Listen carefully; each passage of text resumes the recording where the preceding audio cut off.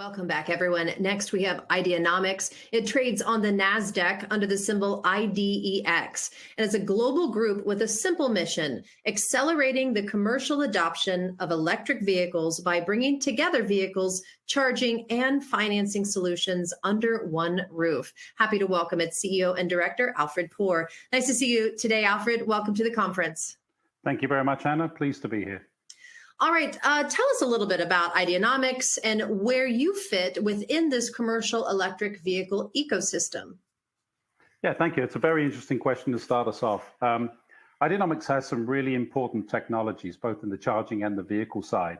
So we sit at the intersection between vehicles and charging, and specifically high power wireless charging.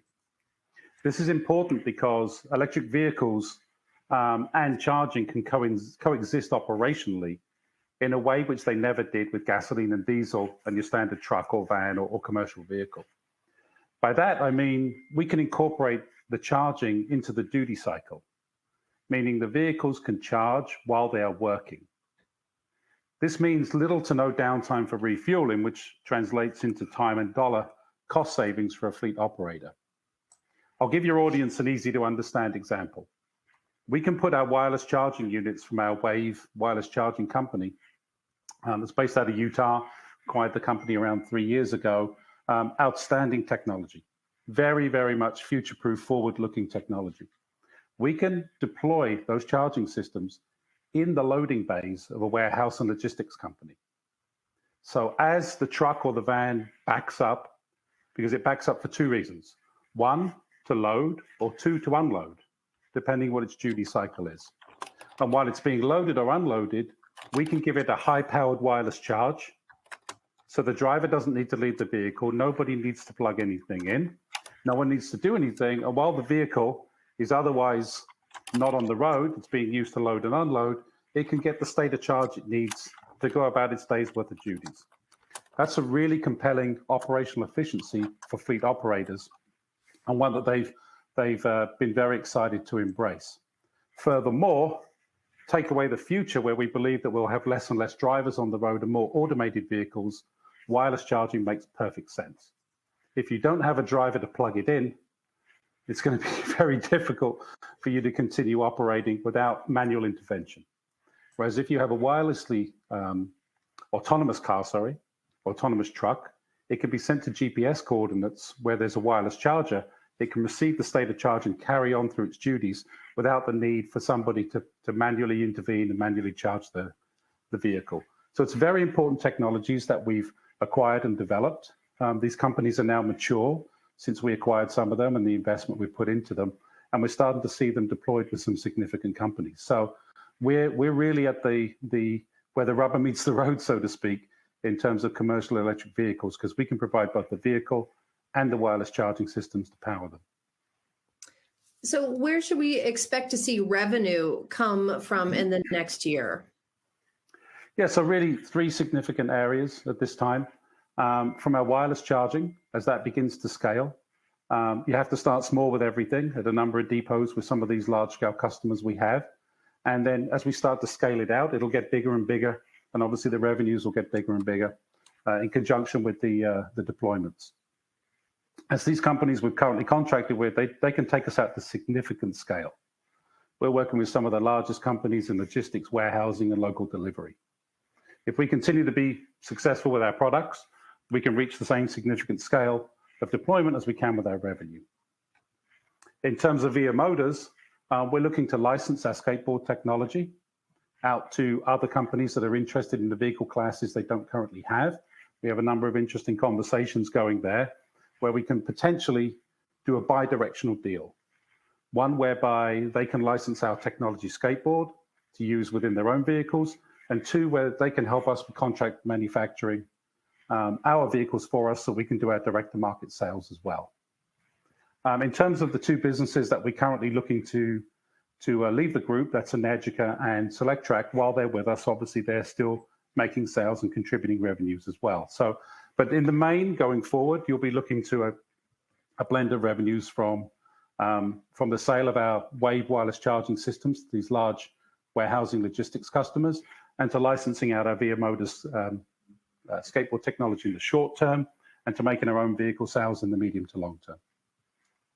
And Alfred, talk a little bit more about Wave. Who are your customers specifically for that Wave charging system?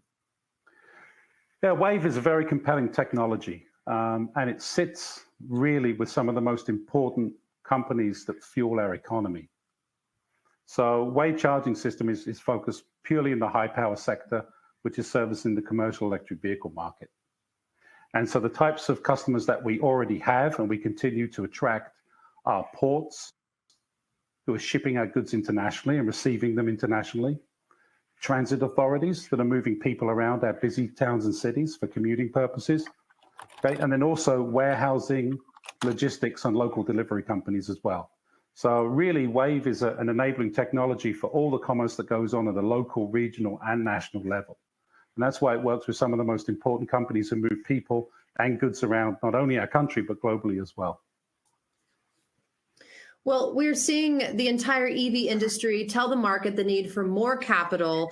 So how much more capital does Ideanomics need for 2024? Yeah, it's a function of how fast we grow. Ideanomics, like the majority of EV companies, is a growth company. Very few of the companies in the EV sector are not growth companies and are profitable at this time. And obviously growth requires capital. So we're looking to all sources of capital to try and ensure we protect our equity as much as possible, as we're focused on increasing the value for our shareholders. We've had a rough couple of years in the sector, not only us, all of our peers in the EV sector. So we're trying to focus on the creation and the preservation of shareholder value going forward. How much capital will depend exactly on how much our businesses expand and how successful we can be. Our investors will have seen some recent small financings that we've done, where we've channeled funds towards revenue-based projects. They can continue to expect to see that. So in the future, a much more transparent approach than we've had in previous years, where we'll be looking to do smaller financings and indicating within our filings, what those financings are used for. I think that's really important for shareholders in general, because they can understand exactly where these precious dollars we raise in the market are used. Of course, in addition to that, we're talking to many companies to see if we can bring debt-based into the company, so we don't need to do equity financing. And obviously, a sale of one of our business units like Energica would be advantageous as well in this regard, because we could see us capture a significant amount of capital from a divestiture that would help with our capital needs as well. So we're looking for a really balanced approach this year, but a real focus on preserving our share value, because it's taken quite a beating in the last couple of years. And many people don't understand it, but as the CEO, I've got a significant amount of stock, both purchased and allocated to me. So I feel the same pain every shareholder does. I've never sold any of the stock that I hold in the company. So, any loss in value to a shareholder impacts me directly as well. So in the future, we're going to try and be as careful as we can in terms of equity financing and look to other forms of financing to provide the capital we need. But just how much is going to be dependent on a number of factors, and also our ability to attract government grants. One of the most challenging parts of the commercial EV industry in recent years has been how slow the government contracts and awards have been. There's no industry out there that doesn't get support from government when there's a big change in legislation, like we're seeing, to move away from internal combustion engine and fossil fuels into EV and potentially hydrogen. And the awards and the size of the awards have lagged the development of the industry. And that's why I think you've seen some of the slowness, particularly on the commercial EV side of the industry, is because the large fleet operators are just not getting access to the grants they need to convert their fleets quickly. And that has a trickle-down effect on companies like Ideanomics and our peers, because we simply don't get the orders that we could had the government stepped in a lot more aggressively, particularly with things like the Inflation Reduction Act, where we're really only just starting to see some awards now, some 18 months after that was passed as legislation. And the majority of it still happens to be smaller grants at the state level rather than anything on a national level. So number of dynamics I think you need to take a look at in terms of the capital, but we'll certainly be looking towards government funding. We'll certainly be looking to some further divestitures. We'll be looking to take on some debt, potentially some investment direct into some of our businesses such as Via Motors. And then lastly, as a means to continue the equity financing, we'll do that in as careful a manner and as transparent a manner as we can for our shareholders, because we really need to focus on building up the shareholder value and not continual dilution. I'm sure there's a lot of red tape involved. So talk a little bit about, and you mentioned it as a CEO and invested, how are you navigating the current macroeconomic market that seems to be very challenging for this growing EV sector? Yeah, particularly for the commercial side of it. I touched on it in my last response there. It's been very disappointing for everybody, from the customers who want to move over into EV, to the new to market players in the space like Ideanomics, to the incumbents from the big auto manufacturers who have started to produce EV class vehicles as well. The government funding just hasn't kept up with the demand or the growth of the sector.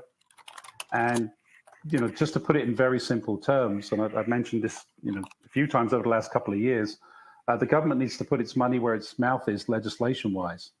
A fleet operator is not going to pay more money today for an EV vehicle, because they do still cost more in many cases than the internal combustion diesel gasoline equivalent. They're not going to spend that money on their balance sheet unless they've got some type of subsidy to help them do that.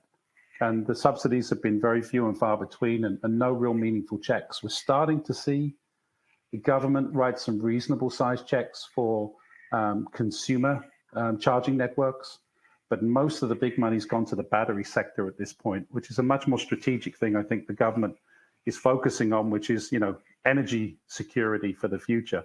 But it needs to take a look at the automotive industry, and particularly the commercial EV industry, and start to release those, loosen up those purse strings and allow us to have access to the kind of capital that was approved by the government in the Inflation Reduction Act. I think until we see that moving, I think the really kind of schizophrenic thing right now is the sectors that we're servicing: ports, transit, warehousing, logistics, local last mile delivery. These are all huge growth sectors. Okay, and there's one reason and one reason alone that they're not spending the money with the conviction right now, is because the government hasn't stepped in with the kind of money that they need to pay for this transition. And so that's why you've seen the pickup in the commercial sector slower. To counter that, we've gone after some of the biggest companies in the space that have got meaningful balance sheets, because they can come in and they can afford to purchase some of this equipment. But even then, there's going to be a limit to how much they'll scale the amount of vehicles they need, the amount of charging systems they need, the amount of wireless charging they want to take advantage of, without the government stepping in. And I think the macroeconomic conditions are very clear. Our sector has been in a downturn since February of 2021, when the infrastructure bill that the Biden administration touted as they were coming into government was cancelled, was diluted down, and ended up being, instead of $2.2 trillion as it was touted for election time, it came down to a much smaller amount in the Inflation Reduction Act. And even then, we haven't seen access to that capital in any meaningful way so far. So, until we see that dynamic shift, the macroeconomics of government stepping in, perhaps in a way that China did.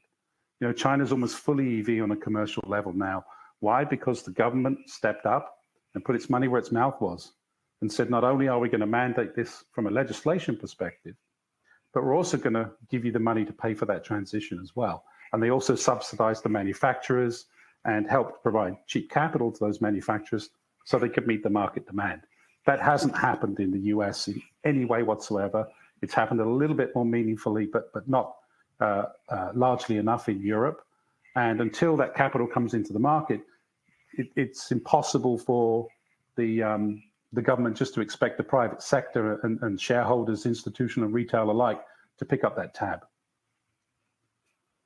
Well, with all of that said, Alfred, what is your growth strategy? What can you project and hope for in the coming months? Yeah, we're focused on, as I just mentioned, we speak a lot about, in the news and in politics, things about, the way populations are growing, but they're growing, and they're growing globally. And the news is more goods need to be moved to support that. more food, more hard goods, more vehicles, more, the whole economy is fueled by the population growth to a greater or lesser degree. And we're focused on those companies that are servicing those sectors. As I said earlier, the people that are moving, the companies that are moving people, the transit authorities, companies that are moving goods at the ports, and then the companies that are responsible for distribution through to stores and through to deliveries to people's homes. We support all of those customers. And I think that's a really important thing to understand. And if we can finally get the government funding in that we've all applied for countless number of applications for, I think you'll see the EV aspects of these high growth sectors really take off, because certainly the appetite is there at the customer level. Every customer is fighting for EV trucks. There are not enough EV trucks available. And the orders are not coming with the same conviction that the manufacturers would like, because the fleets can't order en masse because they just don't have the subsidies to pay for the transition of their fleet. So it's a really interesting question that you ask. And, the growth strategy for us is very much tied to what we see as, both local, regional, national, and international growth, which is growth of the population. And we're servicing those customers who are moving people and are moving goods. And it's one of the largest segments that we can go after. We're lucky to have some, incredible opportunities to grow with some large customers. Our growth strategy is very clear. However, we need the government to support the industry a little bit stronger. We need the capital markets to recover favorably. I think they'll recover favorably for commercial EV. When we see the government coming in and assisting, and we see the large orders coming from the major customers in the sector. Certainly, we're playing our part. We've brought amazing technology to market. It's been well received. And our growth strategy is very clear. We're at the intersection of vehicles and charging. We don't need to provide our own vehicles, but we'd love our customers to buy VIA Motors vehicles. But certainly for charging systems, we're agnostic. We have integrations with many leading OEMs, both on the bus, truck, and van side. So for us, we're all ready to take advantage of the growth. The growth strategy is sound. The customers that we're working with are growing at a clip. We just need the commercial EV to do so as well.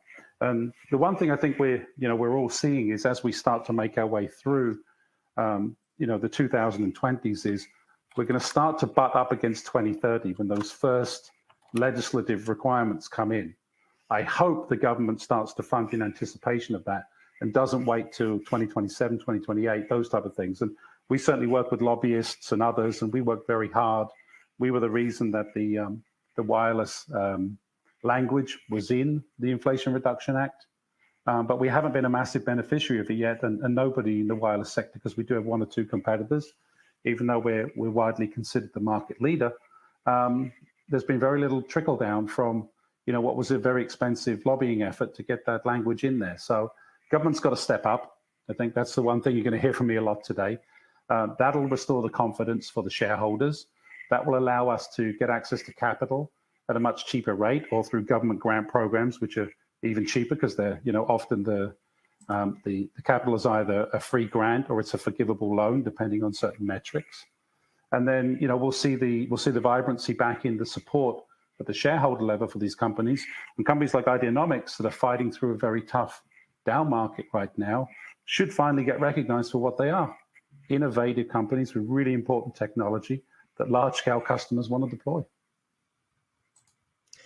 Well, interesting time to be in your sector. Alfred, what closing remarks do you have for our viewers today? Yeah, I think if, we're probably got an audience that Ideanomics has a vast shareholder base, particularly on the retail side. It numbers in the hundreds of thousands.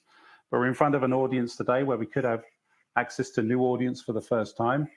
I would say that when you're looking at companies who are intriguing like Ideanomics, try and understand who their customers are. We'll try and give you disclosures in the market to help you understand that as well. But think about one of the most important things, which is who's got the really meaningful technology. Because if you look at any other sector, that's where the disruption occurs. And Ideanomics has some really, really important and future-proof technologies that it's working on, such as Wave, our wireless charging division.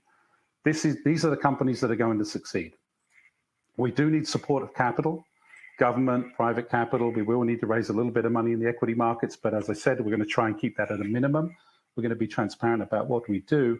But these are the companies that I think investors should be looking at, because we're the ones that have the potential when the commercial EV sector does hit its growth curve to really knock it out of the park in terms of growth and earnings. Well, thank you, Alfred. We would love to follow you along with some updates in the near future. Please come back on the conference. Okay, thank you very much. All right, everyone stay with us. We'll be right back with AR Way.